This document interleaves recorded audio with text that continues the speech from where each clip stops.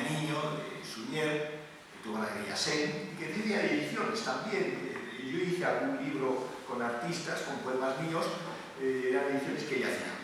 Y entonces le comuniqué que iba a haber este acto hoy aquí en el Centro de Arte. Dice: Ignacio, no puedo ir, pero me ha mandado una, pero yo tengo una carpeta y me gustaría dejártela para que la pudieses presentar durante tu intervención. Pero claro, esto fue ayer por la tarde, total. Yo esta mañana tenía que ir a otro sitio, digo: mira, lo siento, pero no tengo tiempo. Sí tengo la foto que os he enseñado, que yo no conocía. Yo la única carpeta que tengo de Carlos Oroza es la que yo, entre comillas, le publiqué, el ENCA. De hecho, bueno, quiero empezar diciendo que a mí me impresionó mucho el primer recital, que lo tengo muy grabado en la memoria, en una pequeña galería que estaba cerca de la glorieta de San Bernardo, de Luz, exactamente, de Bilbao, allí muy cerca, donde pusieron amigos míos, los Quejido. Y entonces una pequeña sala. Me gustaba esta galería porque era una especie de instalación conceptual, ya que primero era una óptica y después de la óptica venía la galería de pintura. Y digo: perfecto, o sea, para ver cuadros hay que ir antes a la óptica. Bueno, pues justamente fue allí, en esa galería óptica, donde recuerdo muy bien la primera recital, que me impresionó mucho, y eso que yo en ese momento estaba más bien muy implicado en la poesía visual, la poesía concreta, espacialista, de acción. Incluso organicé con Camparo una estación en el 66 en Juana Mordó, en fin. Y ya desde entonces, pues, nos veíamos en la calle. Debo decir que mis encuentros con Oroza, y supongo que los de todos, eran en la calle, o bien en el Café Gijón, en el Café Lyon, en el Comercial, en cafés así.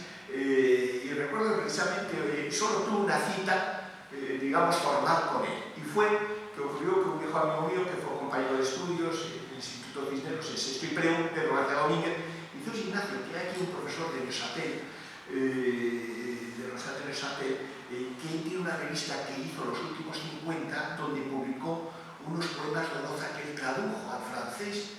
Y como yo sé que tú lo conoces, pues le he dicho que te dé la revista y tú se la das. O sea, que es lo primero que publicó en Suiza, en la revista y entonces yo no sé ni dónde vivía ni nada Carlos Oroza, era la calle, digamos, para mí. Entonces, pero eso sí, sabía por dónde pasaba. Y fui al Café Gijón y le dije, pues, al camarero de allí: diga, por favor, cuando pase por aquí don Carlos Oroza, que Ignacio Bedaño le espera a las 11 en el Café Telle, que estaba al lado, que iba más.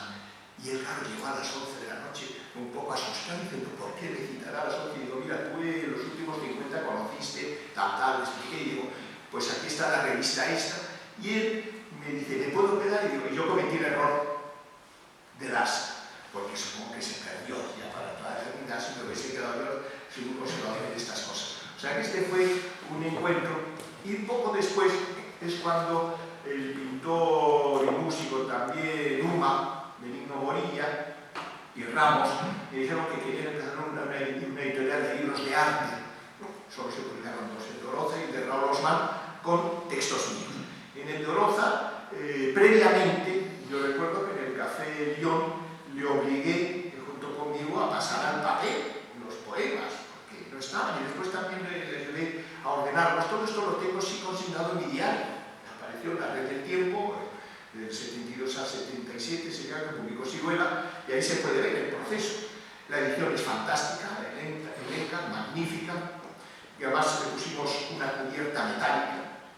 Él me pidió un prólogo, y yo lo que hice un prólogo excepcional, en mi opinión, puesto que era un poema visual con forma de las arabescos que hay en el Salón de Embajadores de la Alhambra de Granada. Entonces todos esos arabescos los convertí yo en un poema y letras, y con el título de O Rosa, un poco por Rosa. Entonces esto apareció en el 74, un libro fantástico, y bueno, pues, y luego, ya que ha recordado lo de aquí de Ciro Bellas Artes, yo estuve en el acto de la medalla, pero es que además, estando en la terraza de abajo, nos hicieron a los dos una entrevista, no sé qué periódico, por algún sitio estará, no sé si era el Faro de Vigo o un periódico de Madrid, en la que salimos los dos, y como sabes, pues era poco antes también de su fallecimiento. Por supuesto que el tema de Ibiza estaba en nuestra conversación, porque aunque él había ido muchos años antes que yo Ibiza, yo me impliqué mucho en la vida de vivía en el 72, que estuve pues, de junio hasta noviembre, y después 73, en esos años sucesivos fui bastante a Ibiza. Y lógicamente yo vivía en la primera casa era con el niño Bolero, en una casa pues lógicamente que no tenía ni agua corriente, ni electricidad, ni nada, era lo que tenía que ser. Estábamos en plan hippie, poetas experimentales, de muchos poemas. Con lo cual, para mí fue una formación. ¿Qué vida llevó Carlos Oroza en Ibiza? Eso yo ya no me acuerdo lo que te contaría, pero me figuro que fue algo así como lo que yo pude vivir años después, que era una especie de convertir la vida en un poema. Porque yo creo que lo importante de Carlos es que su vida era un poema que lo hacía andando, caminando, y lo tenía en su cuerpo, por caminar, y en su cabeza, y para él era eso, o sea, lo de escribir era ya, o sea, en fin, demasiado vulgar, porque también debo decir, aunque él hacía una vida, digamos, muy callejera, era, siempre lo he dicho, muy aristócrata en su manera de juzgar. A veces he contado ese momento, fue como en el 72-70, iba por el Paseo de Recoletos, él ya vivía en Galicia, y de pronto lo veo al lado de la plaza, era el 1 de mayo, al lado de la plaza de Cibeles, y me lo encuentro, y justo cuando llegaba la manifestación de los trabajadores, o bueno, recuerdo que estaba en mi diario bien, quienes estaban allí, que si Tamames y no sé qué, y veo que él empieza a gritar en contra de ello. Por favor, Carlos, que nos pueden perseguir. O sea, él tenía estas actitudes, digamos, de estar a la contra, digamos, pero ¿qué os habéis querido vosotros? O sea, él era aristócrata, porque era ácrata. En el fondo, él vivía a su manera, a su aire, y repito, viviendo siempre el poema. Yo soy el poeta al que he visto más identificado su vida con la poesía, independientemente, incluso de esto me recuerda a los poetas aedos, arcaicos, que no escribían, sino que lo tenían en la mente y en la vida. Pues él era un poeta como estos aedos, como seguramente fue Homero y otros, digamos, que habían hecho de la vida una poesía. Bueno, y sería mucho más lo que podríamos hablar, pero yo creo que somos bastantes aquí, que más bien hay que dar la palabra pues, a los demás. Muchas gracias, Ignacio, por la semblanza, donde aludes a ese aspecto de a esa conmoción que representaba escuchar a Carlos citando, ¿no? Y que todos tuvimos, ¿no? Y Eusebio, ¿te animas tú ahora, Eusebio Lázaro? ¿Te animas a trazar otra? Sí, bueno, yo cuando Antón me dijo de participar, pues se me acumulaban de tal manera los recuerdos con Carlos que decidí tomar unas notas para no perderme en un anecdotario irrelevante, y sobre todo en esa conversación que tenía con Antón, como que no sé si se oye bien o... Sí, se oye mejor. Y comentamos, yo comenté con él el hecho que se suele dar de que personas que han convivido con gentes de talento, pues se da la curiosa circunstancia de que no se han enterado, la inmensa mayoría de las veces no se enteran en absoluto, no se han percatado de la clase de personas con las que han tratado.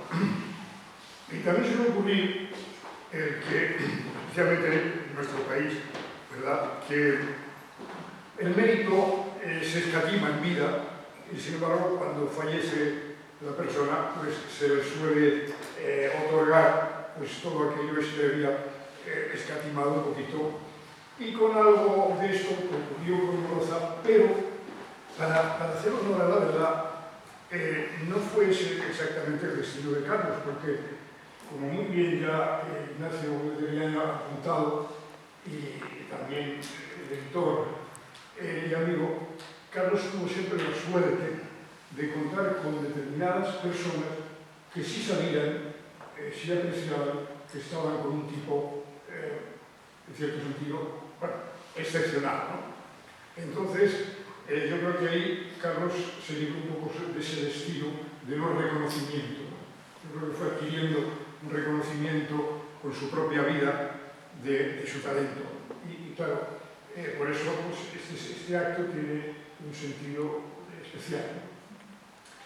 Yo, por alguna razón misteriosa, cuando todavía estaba yo en los 20 y pocos, una vez que abandoné la luz de mi sureste natal, pues vine a dar o a encontrar o a buscar, no sé exactamente muy bien, un grupo de amigos que tenían algo en común.